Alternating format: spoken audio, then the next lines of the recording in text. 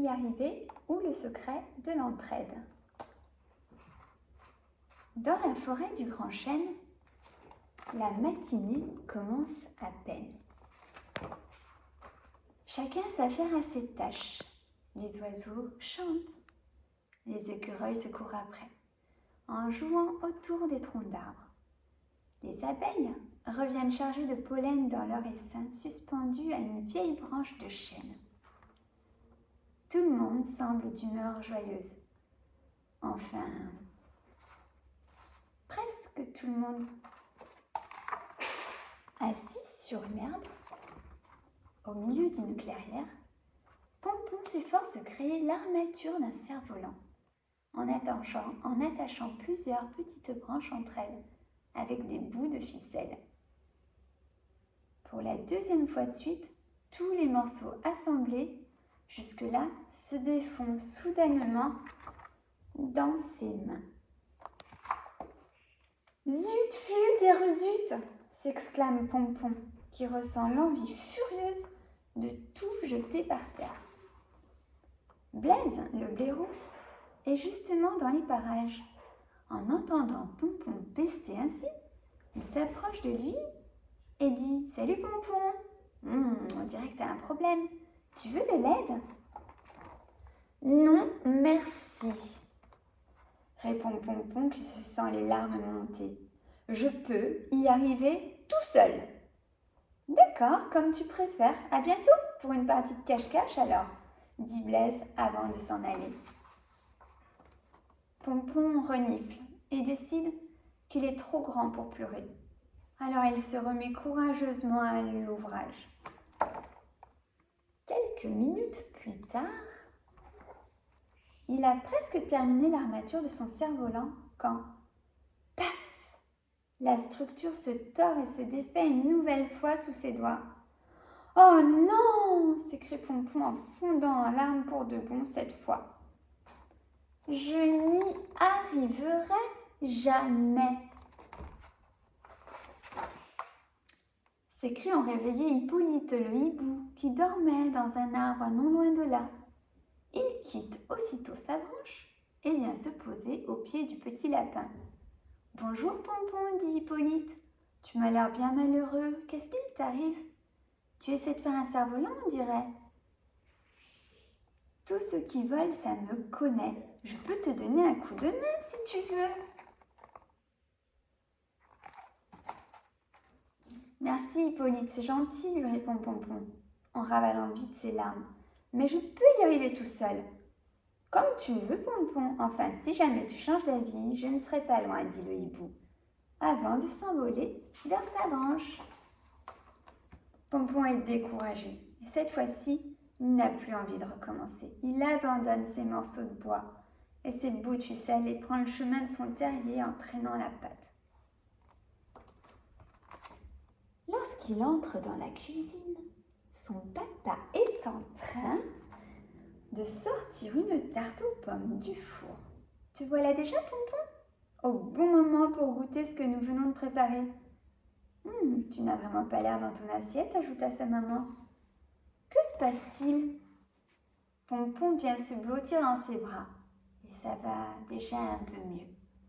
Pendant que son papa sort des assiettes, Pompon raconte son chagrin. « Depuis ce matin, j'essaye de fabriquer un cerf-volant, mais à chaque fois, tout se défait et je dois recommencer. » Son papa lui sert une part de tarte et lui demande « Pourquoi n'es-tu pas venu me demander de l'aide ou à l'un de tes copains ?» Pompon est tiraillé entre l'énervement, la tristesse et l'envie de goûter cette tarte aux pommes. Il en croque un bon bout et ajoute « La bouche est pleine. Parce que je ne suis plus petit maintenant. Je dois savoir faire les choses tout seul. Vous comprenez ? » « Ah, c'est donc ça, sourit son papa. Tu penses qu'être grand, ça veut dire qu'on doit se débrouiller tout seul et surtout qu'on n'a plus besoin des autres ? » « Bah oui, bredouille Pompon. Je comprends que tu puisses penser cela, mon chéri, dit sa maman, mais ce n'est pas tout à fait exact. Tiens, j'ai une idée. Finis ta tarte, puis allons tous les trois dans la forêt tu comprendras mieux. Pompon se demande bien ce que la forêt a à voir dans tout cela, mais il suit ses parents. Tu vois ces beaux arbres, Pompon ? Lui demande son papa en montrant les chênes de la forêt. Chacun a son tronc à lui, bien solide, à quelques mètres des autres. On dirait qu'il pousse tout seul sans besoin de personne, pas vrai ? Oui, justement, dit Pompon, qui aimerait bien être aussi fort et indépendant que l'un de ces grands arbres. Pourtant, poursuit sa maman en l'emmenant un peu plus loin, regarde la base de ce vieux chêne que la tempête a abattu. Que vois-tu ? C'est la première fois que Pompon observe un aussi gros arbre déraciné, avec sa souche énorme qui sort de terre et ses nombreuses racines exposées à l'air libre, comme un millier de bras. « Il y a tout cela sous le chêne, dans le sol ?» s'exclama-t-il tout étonné. « Eh oui, Pompon, répond son papa. Chacun de ces arbres est soutenu par des racines qui s'étendent dans toutes les directions et qui rejoignent sous terre les racines des autres chênes. C'est cela le secret des arbres. En apparence, ils semblent tout seuls, chacun à bonne distance des autres, mais en réalité, ils sont portés par toutes leurs racines entremêlées. Pompon n'en revient pas. Jamais il n'avait imaginé que dans le sol, là où ses yeux ne peuvent pas regarder, les arbres étaient liés les uns aux autres et se soutenaient mutuellement. Décidément, la nature est pleine de mystères à découvrir.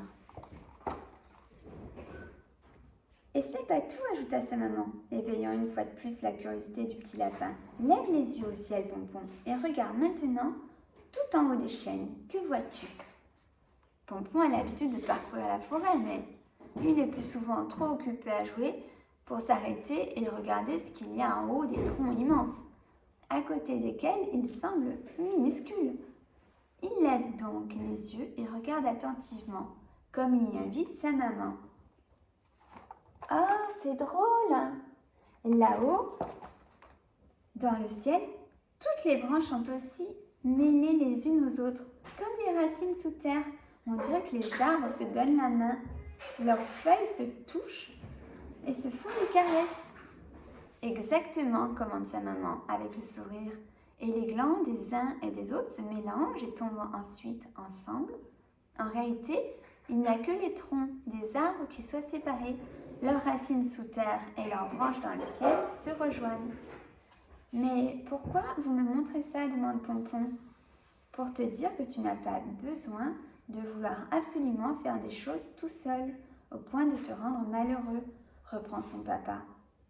Aucun des troncs que tu ne vois ne s'est développé seul. Tous ont pris appui sur leurs racines. Tous ont été soutenus par les autres. Et tu sais quoi ? Poursuit sa maman. Toi aussi, tu es comme un arbre, Pompon. Ah bon ? Dit Pompon d'un air interrogateur. Oui, tes racines à toi, ce sont nous. Ta famille, tes amis, tous ceux qui te soutiennent. Tu peux toujours t'appuyer sur nous pour grandir et te renforcer, comme le tronc puissant de ces arbres. Et comme ces chênes qui mêlent leurs feuilles et leurs branches chargées de glands qui ont produit, tu peux ainsi partager avec les autres tout ce que tu crées.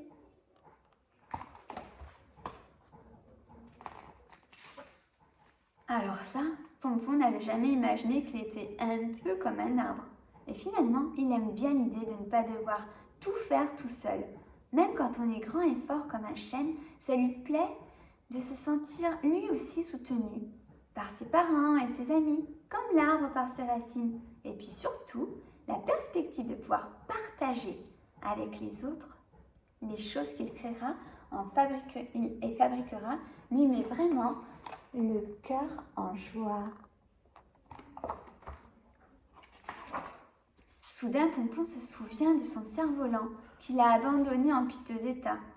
Il pense à Blaise le blaireau et à Hippolyte le hibou qui lui ont tous deux proposé de l'aide et aussitôt, il sait ce qu'il va faire. Merci papa, merci maman. Je vous laisse, il faut que j'y aille. Son papa et sa maman sourient en le voyant détailler à vive allure. Pompon est revenu dans la clairière et il ramasse les bouts de bois et de ficelle.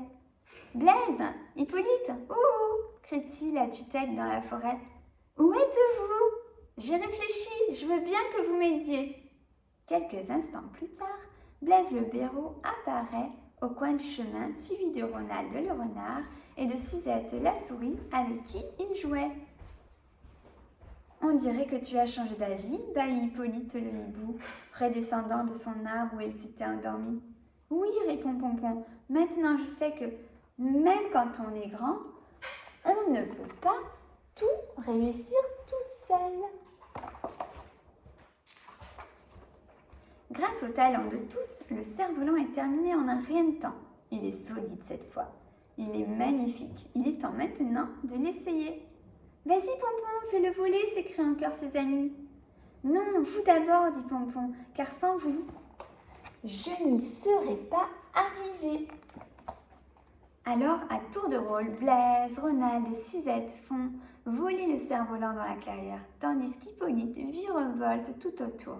Et enfin, Pompon entraîne à son tour dans les airs le beau cerf-volant qu'ils ont fabriqué. En fin de journée, Pompon rentre enfin chez lui. « Avoir ta mine réjouie, dit sa maman. Ton après-midi a été meilleur que ta matinée, Pompon. Oh oui, c'est sûr, lui répond-il, puisque je sais désormais que je n'ai pas à tout réussir tout seul.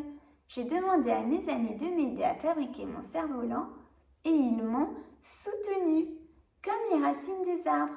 Et après, j'ai pu partager mon cerf-volant avec eux, comme les arbres unissent leurs branches dans le ciel. »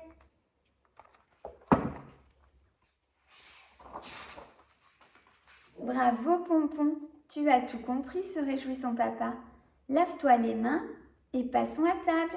Je vous ai préparé une bonne soupe de légumes. Pompon s'assied et écarquille les yeux. Son papa a pris un petit arrosoir de jardin pour remplir son bol de soupe. Tu fais quoi, papa? Je t'aide à pousser comme un arbre, fiston. Ainsi, tu n'oublieras plus jamais que toi aussi, tu as des racines et des branches et que tu n'as pas besoin de tout faire tout seul. Et ils éclatent de rire tous les trois.